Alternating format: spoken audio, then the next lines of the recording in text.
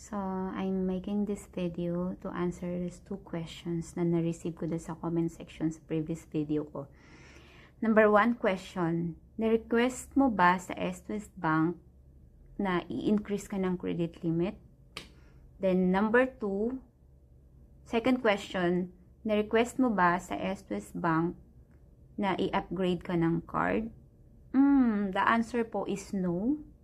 Never akong nag-request ng increase ng credit limit at never din po akong nag-request na i-upgrade yung card ko.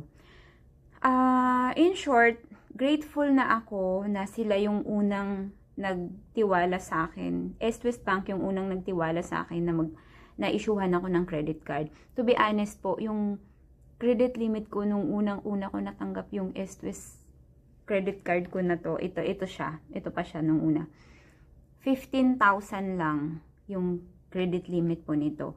So, that time, tuwang-tuwa na talaga ako sa 15,000 kasi imagine mo, ilang taon kong pinangarap magkaroon ng credit card, 'di ba? Lagi akong decline. So, gumib up na akong magkaroon ng credit card. Sabi ko, hindi na talaga siguro talaga para sa akin yung credit card. So, ginib up ko na yung idea na magkaroon ng credit card. But, pinagkatiwalaan tayo ng S-Twist Bank ng credit card na 15,000 yung credit limit. So, super saya ko na nung time na yun. Kaya inayos ko talaga.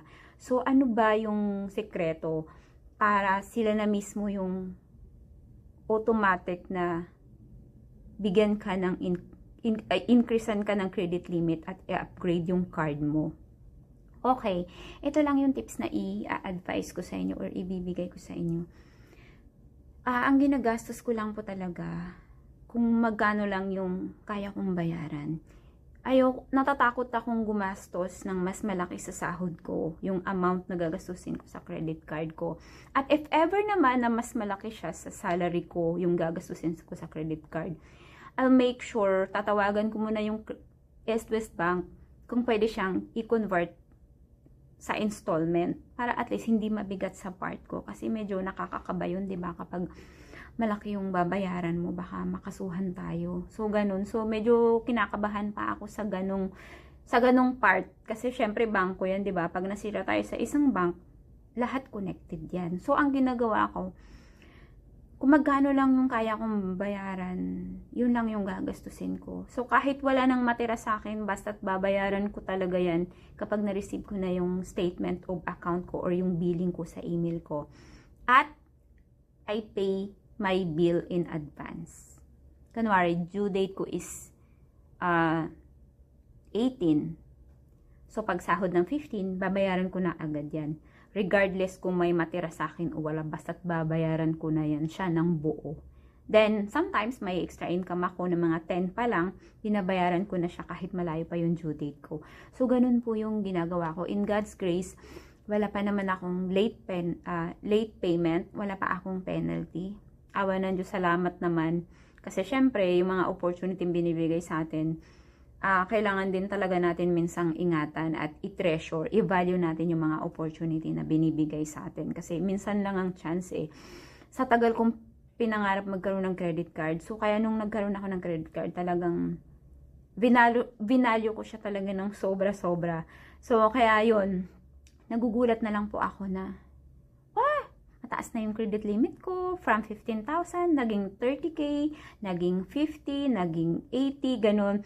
Tapos ngayon nasa almost, alam mo yun, medyo mataas-taas na. Mas mataas pa sa 200K, ganun. So, ganun. Hindi ko nasasabihin yung exact, basta from 15K, tumaas siya ng tumaas, kahit hindi ko nire-request. So, kasi nakikita po nila yan sa record na maayos kang magbayad, wala kang late payment. Hindi ko po minamax out yung credit card ko. Yung credit limit, hindi ko minamax out yung credit limit ko. So, nakikita daw yan doon. Hindi ko alam kung may effect yung hindi mo minamax out yung credit card. Hindi ko pa kasi na-experience yung i-max out ko. Pero, based dun sa ibang nababasa ko, minamax out naman nila yung credit card nila, pero may increase naman sila. So, ako kasi ang kinukwento ko is based on my experience. Hindi ko minamax out yung credit card ko. I pay advance, wala akong late payment. So, para sa akin, yun lang din yung masishare ko. Kaya, hindi lang credit limit ko yung in-increase nila. From this card, yan, silver. Ngayon, guys, nagulat ako. Ito, in-upgrade nila yung card ko from silver to gold. O, diba? Kaya tuwang-tuwa ako. Kaya gumawa ako ng video para i-share sa inyo na possible na pwede talaga, pwede talaga na ma-increase ang credit limit mo kahit hindi mo i-request, na pwedeng ma-upgrade yung card mo kahit hindi mo i-request sa bangko. Ayusin mo lang ang pagbabayad mo. So, yun lang. It's just a matter of self-control and self-discipline sa paggastos. Kaya, kaya mo din yan. Kayang-kaya mo din yan kasi ako gumibap na rin naman ako sa idea ng credit card. Pero ngayon, ang dami ko ng credit card. 'Di ba? From silver to gold na. Hindi lang po nag-iisa yung gold ko. Sa ibang bank, mayroon na rin akong gold, 'di ba? Hindi po ako nagre-request. Sila na mismo yung nag-upgrade. Makita lang nila, nag-good yung record mo, maganda yung credit standing mo, credit score mo sa isang bank, nag-automatic po silang mag-increase at mag-upgrade ng card mo. So, yun lang. Sana may ma-inspire sa credit card na hindi lahat ng credit card ay masama. Gamitin mo lang talaga ng tama. So, yun. Wag ka lang magpalulong sa kaka-deserve ng swipe. Siyempre talaga na natutukso din naman tayo. Pero ako kunwari, may gustong-gusto talaga akong bilhin na pangarap ko para sa sarili ko. Hindi pa kaya this time, aantayin ko na lang yung next cut off.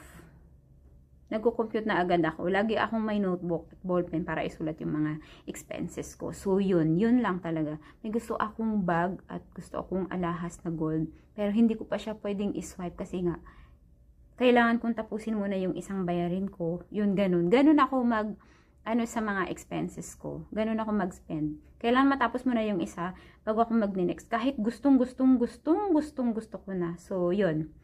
Yun lang. Sana may mapulot kayong aral.